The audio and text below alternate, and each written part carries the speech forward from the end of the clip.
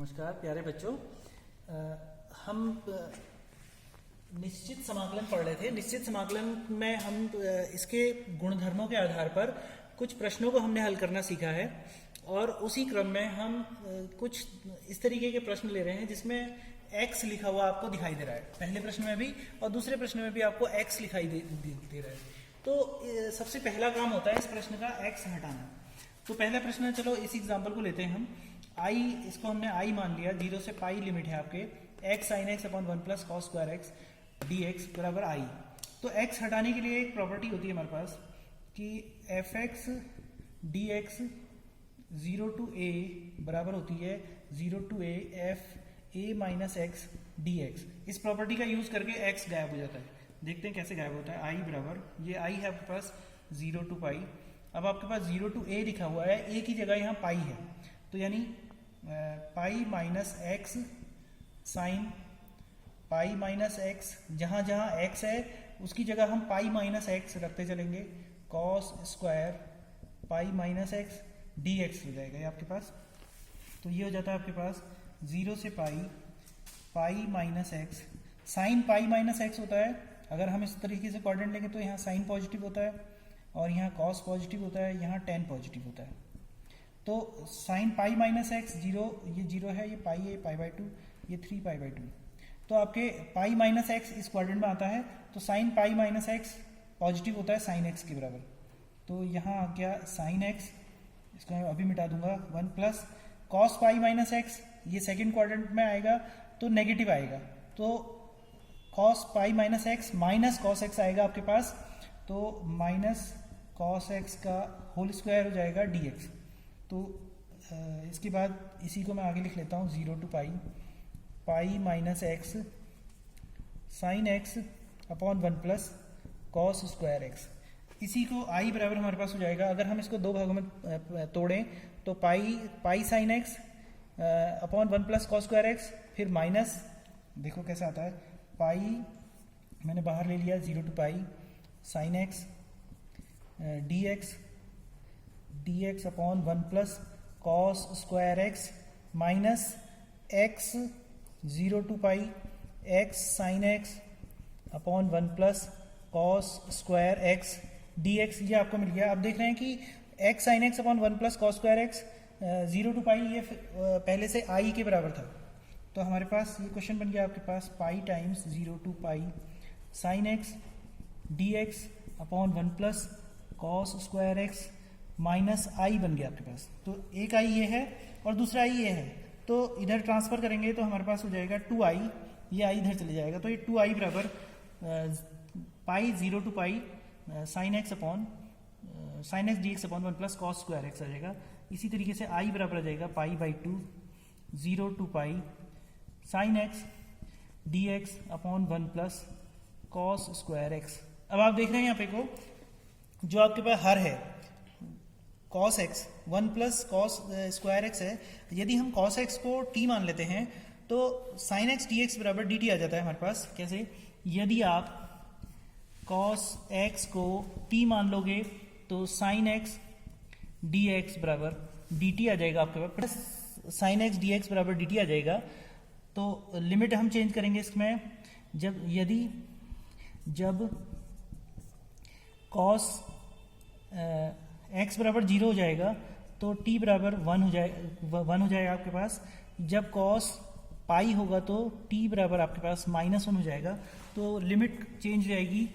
Pi by 2 times 1 to -1 sine x. अब ये आ गया आपके पास minus d t minus sine x D x बराबर डी टी, तो साइन एक्स डी एक्स बराबर minus d T upon 1 plus T square. अब यहाँ माइनस है, इस माइनस को मैं आगे लिख लेता हूँ, तो ये आ गया आपके पास minus pi by 2 1 to -1 d T upon 1 plus T square. अब हम इसी प्रश्न को देखते हैं, मैं इसको फिर से उतार लेता हूँ यहाँ, I equal to minus pi by 2 1 to -1 d T upon 1 plus T square आपके पास है। अब देखो एक प्रॉपर्टी आपने और पढ़ी थी, a to b F x D X is equal to minus time b to a F x D X. आप इसकी लिमिट चेंज कर सकते हो, जो a टू b है यहाँ b टू a हो जाएगा, आपके पास माइनस चिन्ह आ जाएगा, तो हम लिमिट हमारी चेंज हो जाती है minus pi by two into फिर माइनस, दो बार माइनस आ जाएगा आपके पास, माइनस वन की पावर टू हो जाएगा, और ये लिमिट बन जाएगी minus one two plus one D T upon one plus T square, तो ये हो जाएगा माइनस वन की पावर वन, तो पाई by to minus one two one D T upon one plus T square. एक प्रॉपर्टी और है आपके पास, minus a to A F x D x, ये बराबर होता है आपके, आप इसको दो तरीके से लिख सकते हैं, ये इसका मान two times zero to A F x D X होता है, कब? यदि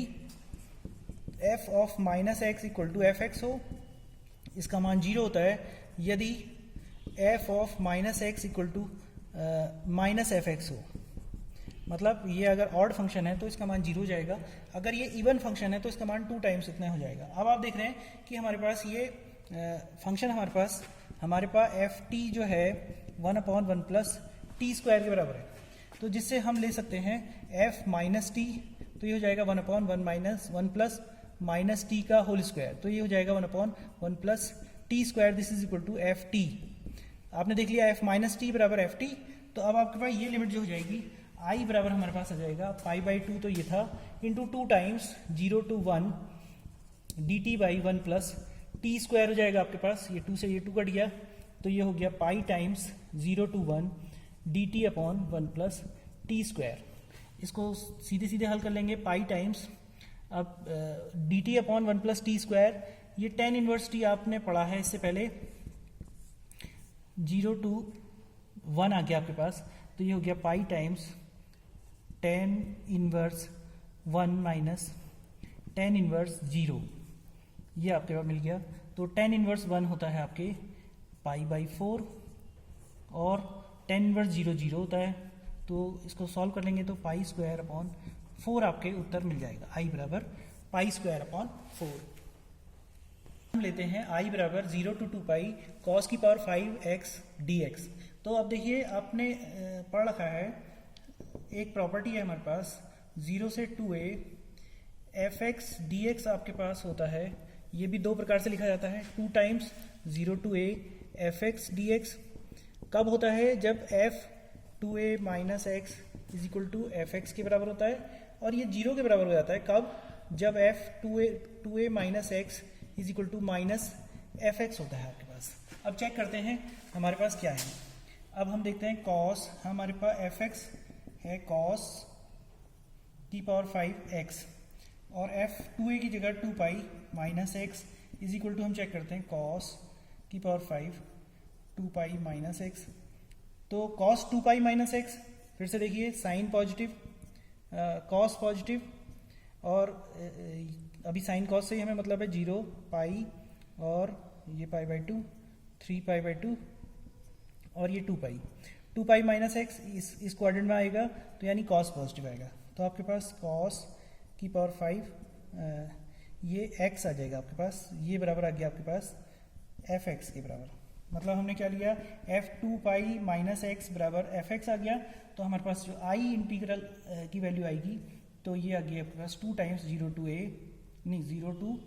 पाई, ए की जगह पाई था, और एफ एक्स की जगह कॉस की power five x D X. Again हम इसमें ये लगा सकते हैं